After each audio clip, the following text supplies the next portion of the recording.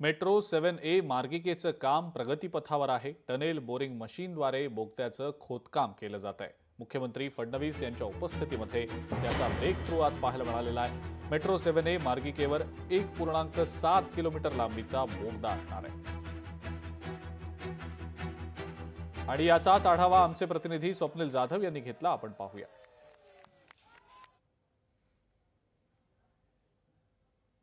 Mumbai metro 7चा जो महत्त्वाचा टप्पा आहे तो आज पूर्ण झालेला आहे। टनलचा ब्रेक थ्रू आज पार पडलेला आहे। डाऊन मार्गावरचा हा टनल आहे। या ठिकाणी छत्रपती शिवाजी महाराज T2 पासून तयार होणारा बोगदा जो आहे तो बामणवाडा येथे संपलेला आहे। इथून पुढे जो उन्नत मार्ग सुरू होणार आहे आणि नंतर विमानतळ रस्ता आणि गुंदवली असा 2 स्टेशनचा हा मेट्रो 7A चा प्रकल्प आहे जो मेट्रो 7ला जोडणार येणार आहे। मात्र या ठिकाणी आपण बघतोय जय कुमार इन्फ्राचे जे कर्मचारी आहेत त्यांच्यामध्ये एक आनंदाचं वातावरण सुद्धा पाहायला मिळतं। या ठिकाणी जे यश संपादित केलेलं आहे, खरं तर पहिला टप्पा पहिला बोगदा हा डाऊन मार्गावरचा हा पूर्ण झालेला आहे। दुसरा जो अप मार्गावरचा बोगदा आहे तो सुद्धा महिनाभरात पूर्ण होणार आहे। मात्र आज या ठिकाणी ब्रेक थ्रू मुख्यमंत्री देवेंद्र फडणवीस यांच्या हस्ते झालेला आणि एकूण 1.7 किलोमीटरचा हा जो बोगदा आहे तो बनून या ठिकाणी पूर्ण झालेला आहे। काहीच वेळामध्ये काही दिवसांमध्ये दुसरा टप्पा पूर्ण होईल आणि लवकरच वर्ष 2 वर्षांमध्ये जी मेट्रो 7A आहे ही मुंबईकरांच्या सेवेत दाखल होणार आहे। कॅमेरा पर्सन सुनील वर्मासह स्वप्नील जाधव, लोकशाही मराठी, मुंबई।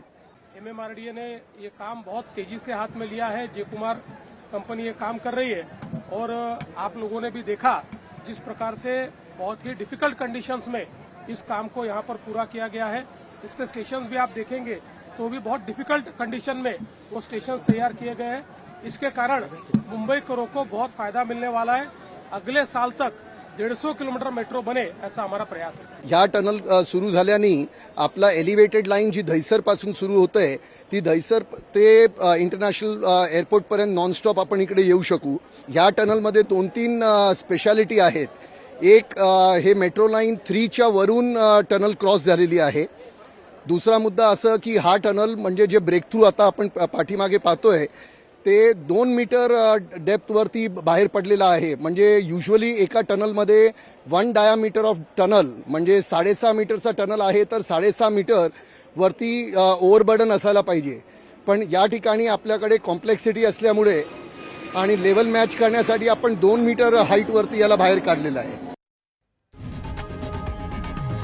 लोकशाही मराठी ऐका, पहा, जागरूक रहा।